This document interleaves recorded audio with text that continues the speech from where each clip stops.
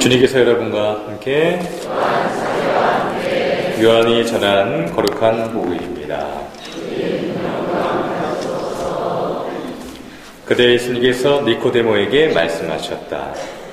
모세가 광야에서 뱀을 들어올린 것처럼 사람의 아들도 들어올려져야 한다. 믿는 사람은 누구나 사람의 아들 안에서 영원한 생명을 얻게 하려는 것이다. 하느님께서는 세상을 너무나 사랑하신 나머지 외아들을 내주시어 그를 믿는 사람은 누구나 멸망하지 않고 영원한 생명을 얻게 하셨다. 하느님께서 아들을 세상에 보내신 것은 세상을 칠판하시려는 것이 아니라 세상이 아들을 통하여 구원을 받게 하시려는 것이다. 아들을 믿는 사람은 심판을 받지 않는다. 그러나 믿지 않는 자는 이미 심판을 받았다. 하느님의 외아들의 이름을 믿지 않았기 때문이다. 그 심판은 이러하다.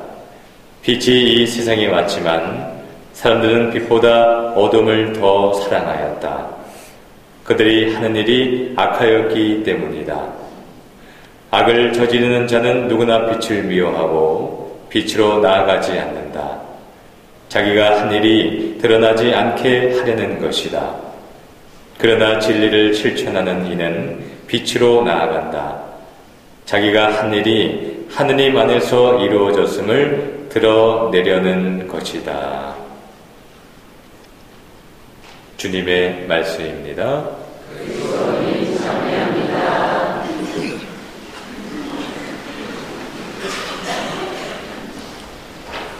네, 안녕하셨습니까? 오늘은 제4선 4주일입니다. 우리는 일반적으로 죽음에 대해서 참으로 부정적인 생각을 많이 갖고 있습니다. 특히 우리 민족이 그런 것 같습니다. 죽음에 대해서 이야기를 하면 아유, 재수없어. 왜 죽음을 이야기해? 라고 그런 부정적으로 생각하는 경우가 많습니다. 과연 죽음이 그렇게 부정적인 것인가? 우리 가톨릭 교회에서 죽음은 하느님 나라에서의 새로운 탄생입니다. 하느님 나라에서의 새로운 탄생. 비록 이 세상에서 이승에서의 삶은 그것이 끝나는지 모르지만 영원한 삶이 이 죽음을 통해서 시작되는 것이라고 할 수 있습니다. 그래서 우리 가톨릭에서는 장례 미사에서 사제는 예전에는 까만색의 제의를 입었다면은 요즘은 흰색 제의를 입습니다. 장례 미사에서 왜 까만색을 입지 않고 흰색 제의를 입냐면 흰색은 기쁨을 드러냅니다.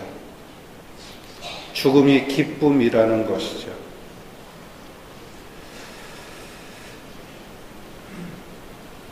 그리고 여러분들 세례명에 붙여진 그 성인들의 축일이 대부분 어떤 날이냐면 그분들이 돌아가신 날이라고 할 수가 있습니다. 그분들이 돌아가신 날을 우리는 기뻐합니다. 죽음을 맞이한 것을 기뻐합니다. 이게 이해가 돼요? 죽음은 하늘나라에서 또 다른 탄생이기 때문에 기뻐하는 것입니다. 오늘 우리에게 들려주는 복음 말씀에서 모세가 광야에서 뱀을 높이 들어올린 것처럼 사람의 아들도 높이 들려져야 한다. 믿는 사람은 누구나 사람의 아들 안에서 영원한 생명을 얻게 하는 것이다. 아마도 예수님은 당신 자신의 십자가의 죽음의 의미가 이것을 믿는 이들의 구원과 연관되어 있음을 암시하시는 그러한 내용이라고 할 수가 있겠습니다. 구약성경 민수기 21장 4절에서부터 9절의 말씀을 살펴보면 불뱀 사건이 등장합니다. 이 사건은 이스라엘 백성이 에집트에서 탈출하여 광야에서 지내는 동안 그들이 불편함을 참지 못하고 야훼 하느님께 어쩌자고 우리를 여기 데리고 와서 여기에서 죽일 작정이냐. 비록 몸은 고달팠던 노예 생활이지만 그곳에서는 마실 물도 있었고 먹을 양식도 풍부했었다. 근데 여기는 마실 물도 없고 먹을 양식도 없어서 우리를 여기까지 나와서 죽일 작정이냐라고 하느님께 대들게 됩니다. 하느님께서는 이러한 이스라엘 백성들을 향해서 어떤 마음이 들었을까요? 괘씸한 마음이 들었어요. 노예 생활에서 해방을 시켜줬더니만 옛날 그 노예 생활을 그리워하고 다시 글로 돌아가려고 하는 이러한 이들의 그러한 모습을 보면서 하느님께서 노하셔서 불뱀을 만들어서 불뱀으로 하여금 투덜거리는 이스라엘 백성들을 모조리 물어 죽이게끔 했습니다. 그랬더니 이스라엘 백성들이 아이고 하느님 잘못했습니다. 우리가 잘못했습니다. 우리를 살려주십시오. 다시 애원합니다.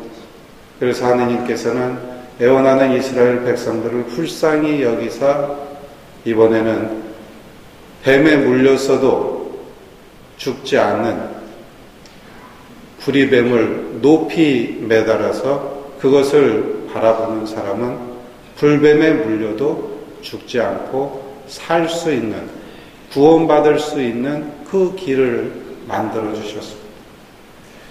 그 이스라엘 백성들이 불뱀에 물려서 죽어야 하는 상황 속에서 높이 매달린 구리뱀을 바라봄으로써 그들이 구원받았듯이 예수님의 이 십자가 죽음은 그냥 죽음으로서 끝나는 것이 아니라 당신을 믿는 이들로 하여금 구원받을 수 있도록 마련하신 하느님의 크신 자비의 모습이시다 라고 할 수가 있겠습니다.